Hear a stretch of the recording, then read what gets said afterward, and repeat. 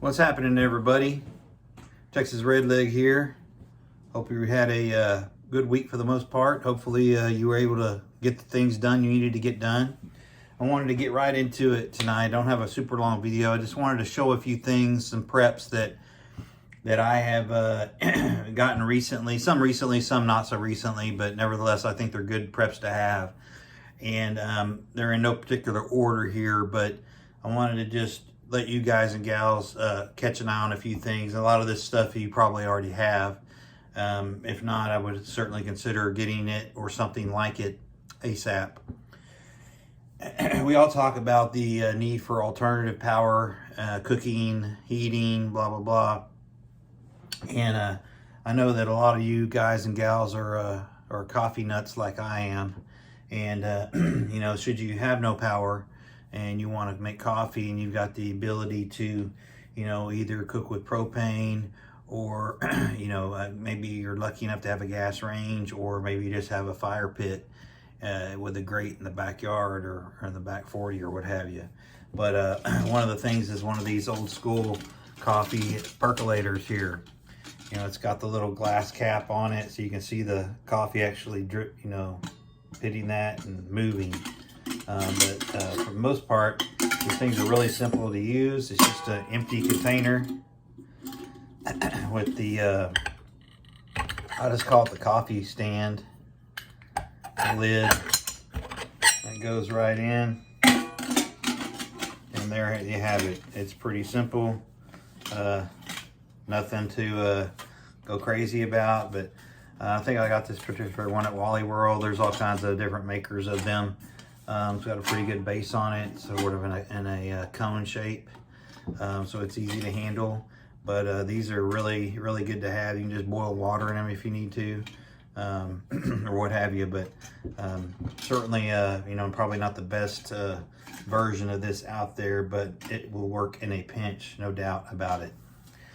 Another thing I was able to pick up recently, and already have a couple of these in single form, but I found a little twin pack of the Sawyer Mini, and I think this was 35 bucks at Academy, if I'm not mistaken, and I think it was $10 off or something like that. But for a twin pack, I thought it was a pretty good deal. Again, have a couple of them already, but wanted to grab another just in case. This is pretty big for me. I mean, I'm not a huge, you know, I don't have a huge inventory of this stuff, but I got more cans of this Sterno, and you know, they have their place. You know, if you want to cook inside real quick, just something quick, you can put the lid back on it and douse it. You know, I've probably got, you know, 20 cans or so of that stuff around. But if you're going on a trip, you can throw one in your you know, your bag, and with a lighter, and you've got some kind of fuel or light and heat. Also, just want to be careful, you know, if you're in a car or something, make sure you crack the windows.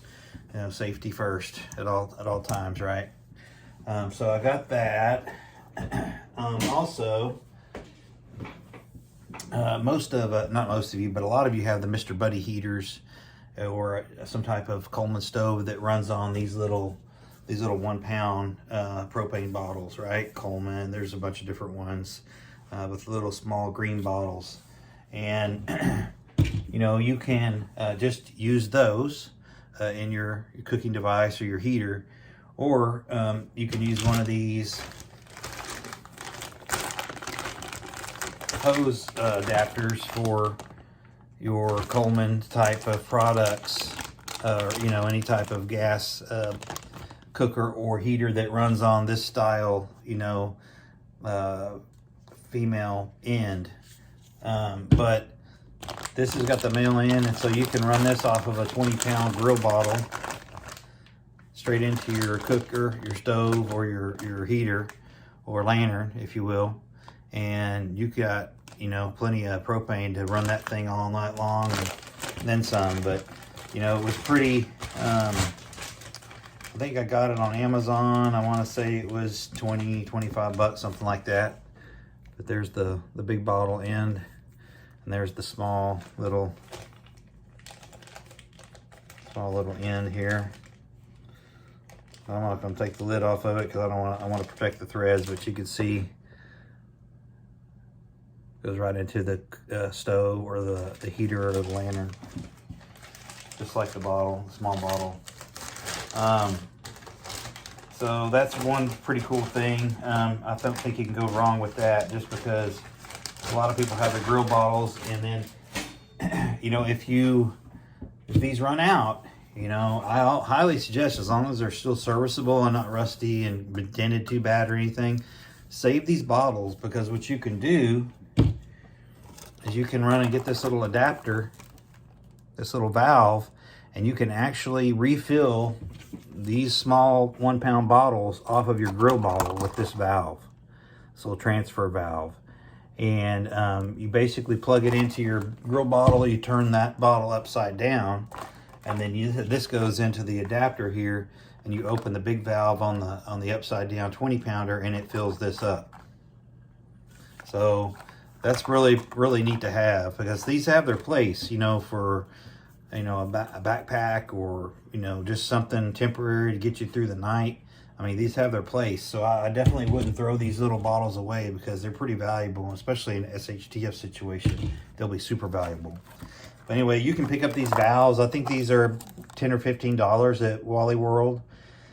And I just couldn't pass it up. I actually grabbed a couple of them. And here you can see the directions on the back, if that makes sense to you. Upside down 20 pounder.